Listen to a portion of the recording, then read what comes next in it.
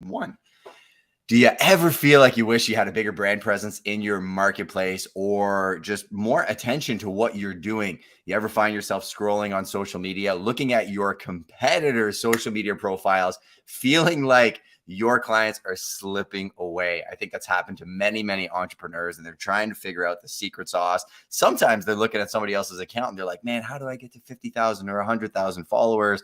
And they feel like they have a mountain to climb because they're stuck at 100 and they're never going to crack that, and they're not feeling like they're gaining any momentum. In today's segment, I'm actually going to break down the state of social media today, how you can actually take action today very easily, not feel overwhelmed. And I'm actually going to share some of my strategies that I'm implementing and where I think the future of my two brands are going and how I'm converting those to actual phone calls. If you've never met me, my name is Justin Konikow. I own two companies, Prime Real Estate, Prime Media Productions, with my amazing wife. I'm a Serhant Global Ambassador. Ryan Serhant became my mentor in 2018 before he even had the courses. And since then, it's been fascinating to watch him grow his brand presence, and some of the secrets that they've shared with me, I'm going to share with you today. We're located in Southwestern Ontario. We're kind of an unbrokerage brokerage. So the reason I'm explaining this to you is it's critical for you to understand the messaging strategies I'm going to share with you.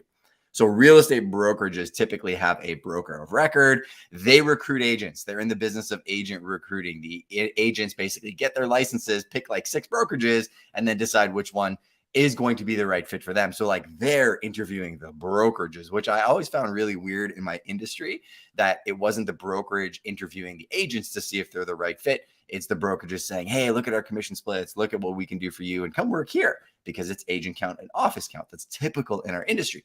Nothing wrong with that model, but that is not our model. We're actually building a real estate company so that if you see the name Prime Real Estate, you know it's the most trusted name on the planet. If you need an agent anywhere on the planet, you contact us. We plug you into our networks. We are brokerage agnostic. So we're like the Switzerland of real estate brokerages. So it's not like I'm only going to send you to agents that work with my logo. I'm plugged into Serhant. I work with the McGillivray Network. I work with the Tom Ferry organization. I have my own proprietary network where really we just want to work with world-class talent everywhere. Sent a referral to the Cayman Islands last week. We did the UK, we did BC, Etobicoke, Texas, Dallas, Florida, and it's nonstop, right? So that is a really, really big piece of what I'm going to share next in terms of strategy. Justin Konikow is just a regular guy who I would argue is not the smartest guy on the planet.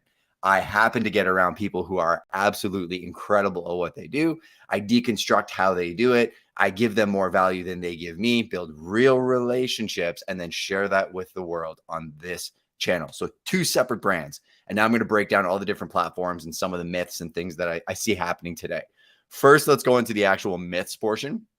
Subscriber count, follower count is not your goal. Quality of understanding who your audience is and then scale is absolutely the goal. There's a really good friend of mine who just launched her book, Shift, Kim Walsh-Phillips. I always follow her segments on Clubhouse. You should definitely check her out. She really talks about understanding who that person is at the other end of the camera first, and then amplifying that and getting global reach. And she's really good at scaling.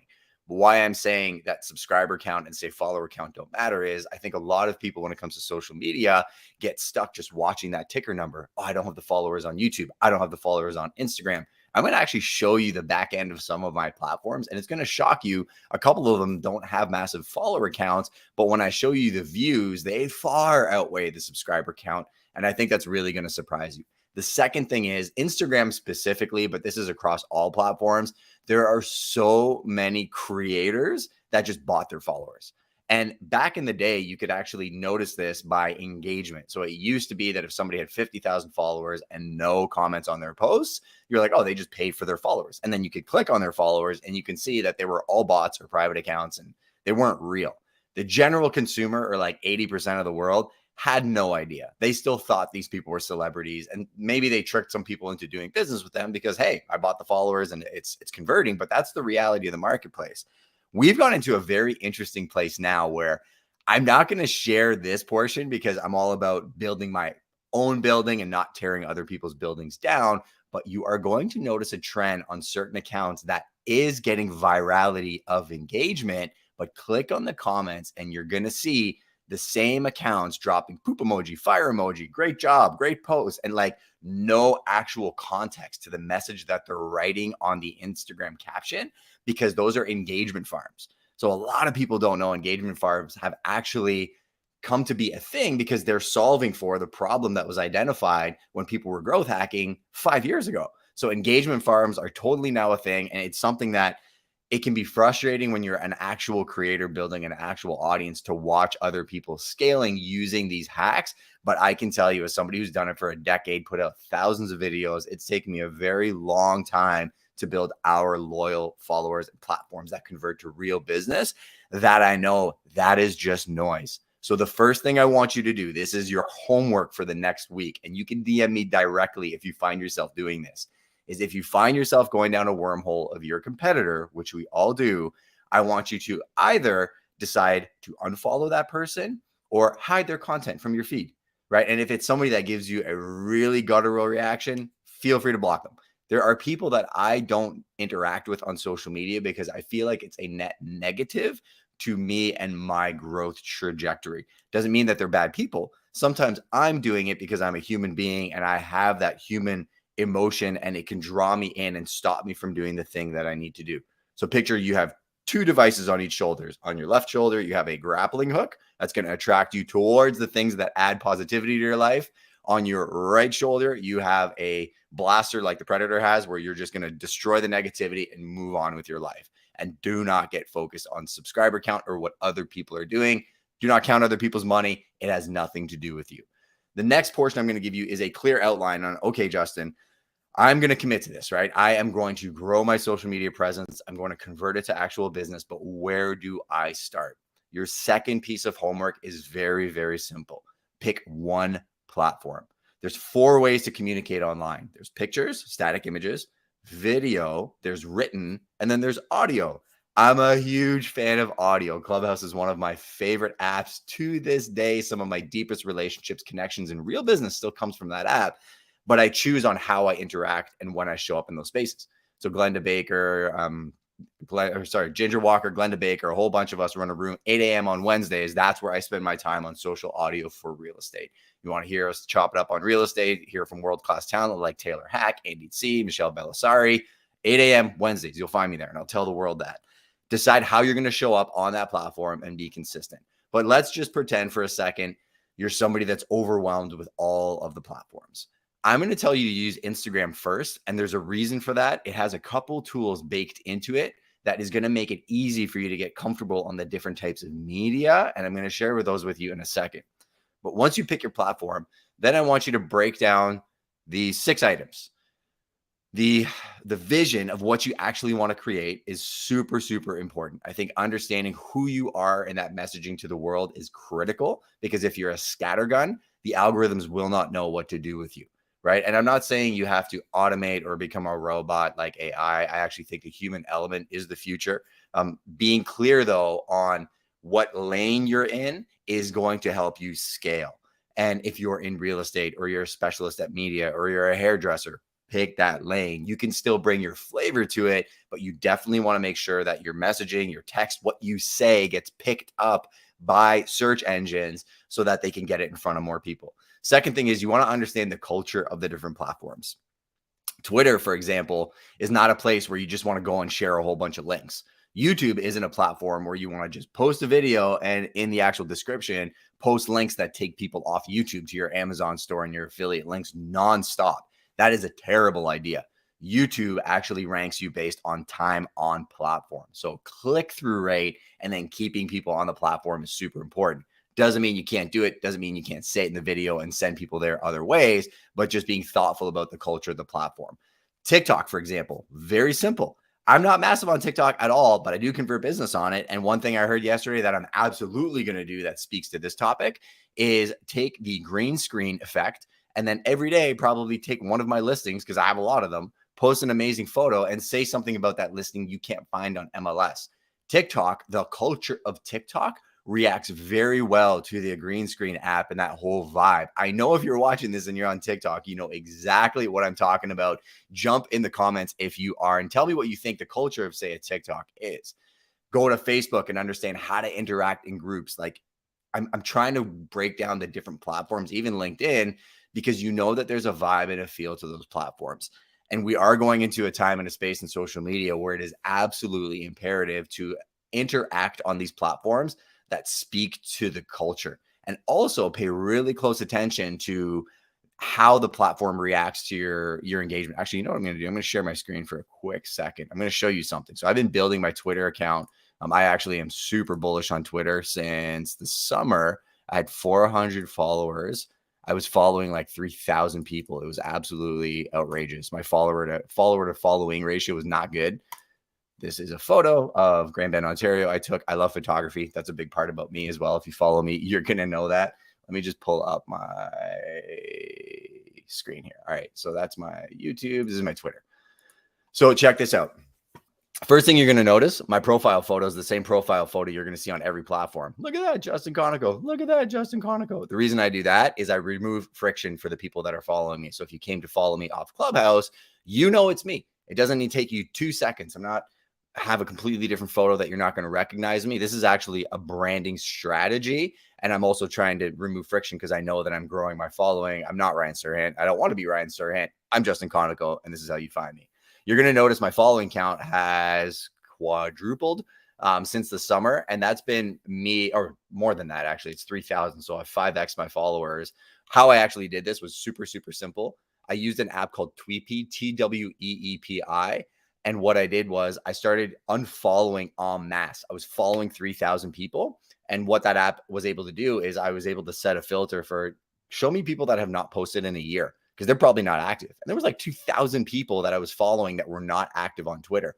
I unfollowed all of them. Then I started going through the types of people I was following, and anybody that wasn't in my lane, gonzo. And anybody that I wasn't really interacting with, or maybe I was interacting with them a lot and trying to support what they were doing, but they weren't giving any reciprocity, gone. Not because I'm trying to be mean or, draw any lines in the sand, but like, I just want an engaged community. I want to help people that want to help people. And if people are taking, and they're not giving back, not just to me, I watch how they treat other people, then not necessarily the culture and the community I want to build. So strategy first. The second reason I brought you to this account, though, is check this out. So this interview I did with Ryan Serhant, this was actually the very first meeting I ever did. If you want, I wasn't going to air this. This was actually just me and 2 of my assistants in like 2018, December, chopping it up at his Soho office. He gave me the goods. He shared so many insights about how he was building his team, split structure, how he works with new developers. So I pinned this to my profile, and I got 2,900 people engaged on this post.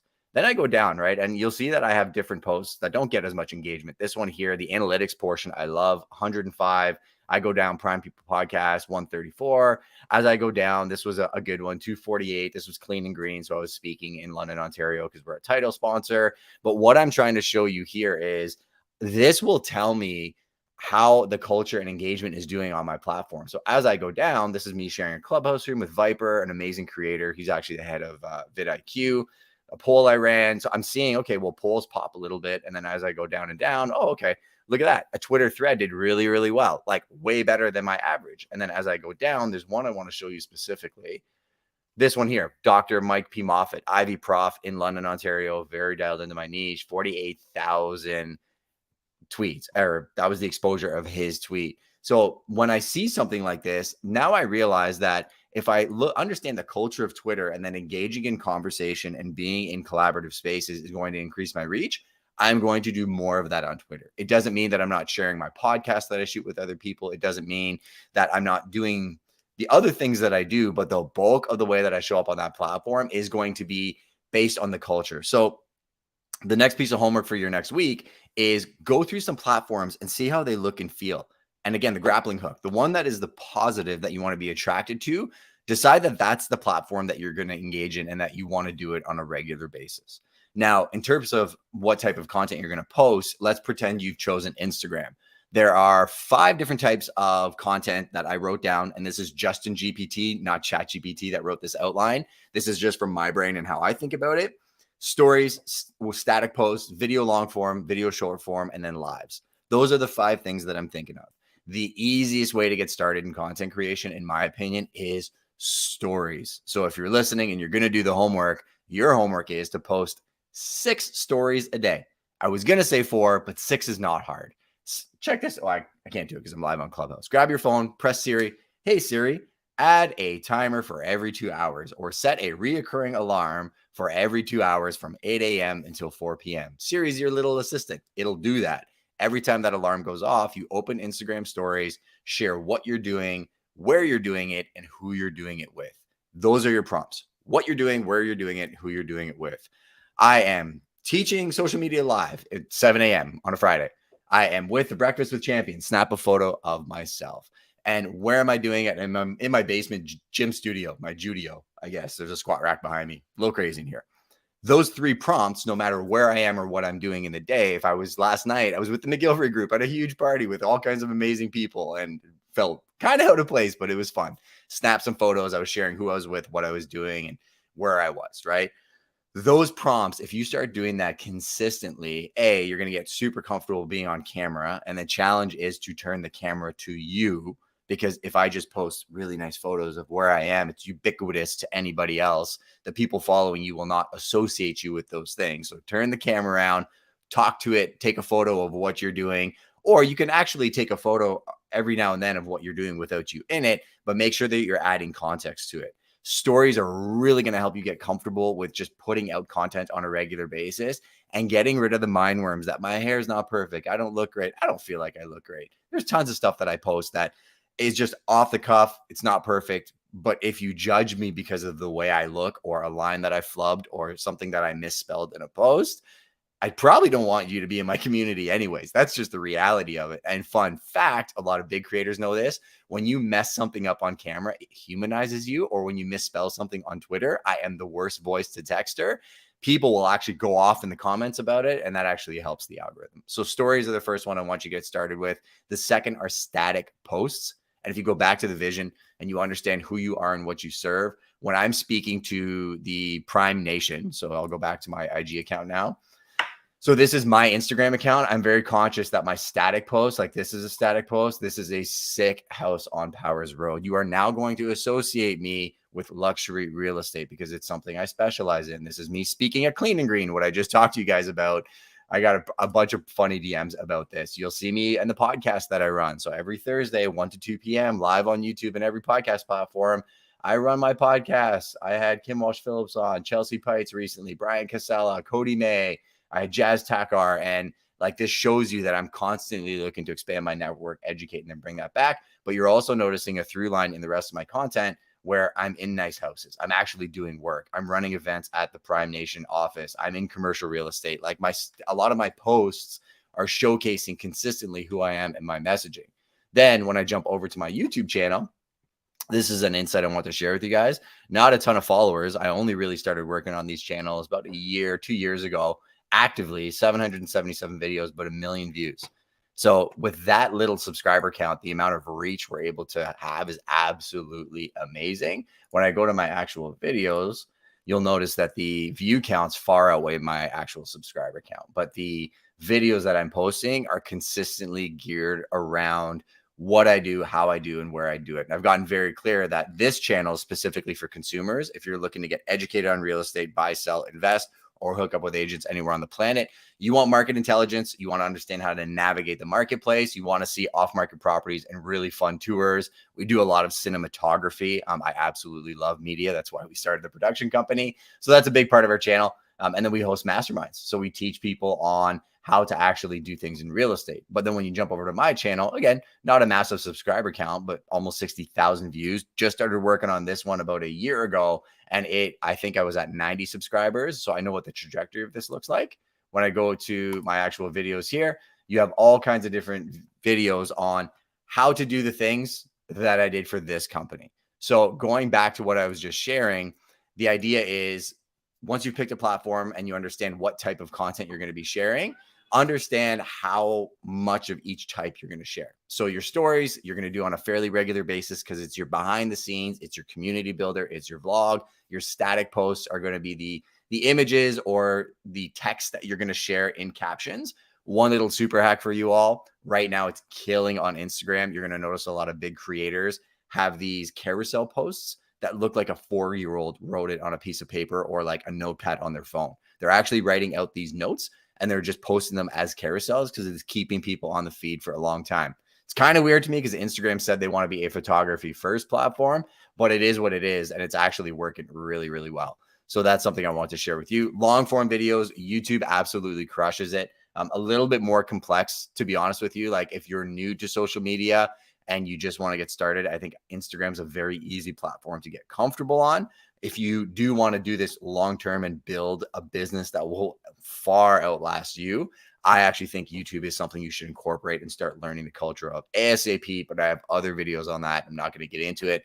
Short form video has been the belle of the ball for the last 2 years. A lot of people feel overwhelmed because they want to do the Alex Hormozi style reels. I understand, but I can also tell you that marketers ruin everything and everybody's doing it now. And you're just one of another group of people. There's a lot of apps out there that you can do short form content on that will help you with the captions and chop stuff up. But if you're just getting started at this, I don't think you need to hire a $4,000 a month editor to do it. I think you could download apps like CapCut. You can download things like Premiere and start doing them yourselves. You can just get on video, share your insights, chop it up, and then share it on the other channels. With AI as well, there's some absolutely incredible technologies that will actually take your videos and do all of the work for you. If you want access to those, I'll actually send those out in my newsletter. The easiest way to join my newsletter is to go to justinkonikow.com and then go to resources. Let me just actually share that link for you guys really quick. I do have one app that is absolutely outrageous that it'll actually break down the segments of a video. So if I took the Prime People podcast, for example, it will go find 20 clips from that episode.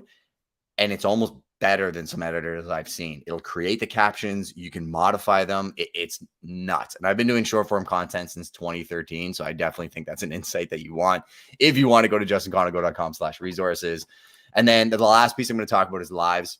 This is something that I think you need to be comfortable with, and you need to be comfortable on camera. I've been doing lives for a very long time. I go live on my IG. I do stories, 6 to probably 8 times a day.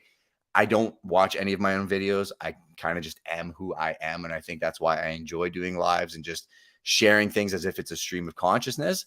It probably doesn't speak to everybody because I talk very fast and I go down different wormholes. But if lives is something that you want to do or you want to get comfortable doing, I would say start with stories and BTS first, and then just commit to doing a live on a regular basis. Lives are crushing on YouTube.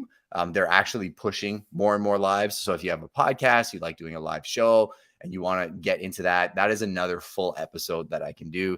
The last hack I'm going to give you all is how do I grow my actual network, right? So like we talked about the different types of content you can post and really dug into the culture and the platforms. But I think the biggest mistake, and this is the biggest mistake I think people make on social media and growing their communities, is they think it's all about them posting. Like here's an actual hack that I do on a daily basis. Share my screen one more time before I land my plane on my segment here. So here's my Instagram account. Instagram's a multi-billion-dollar company.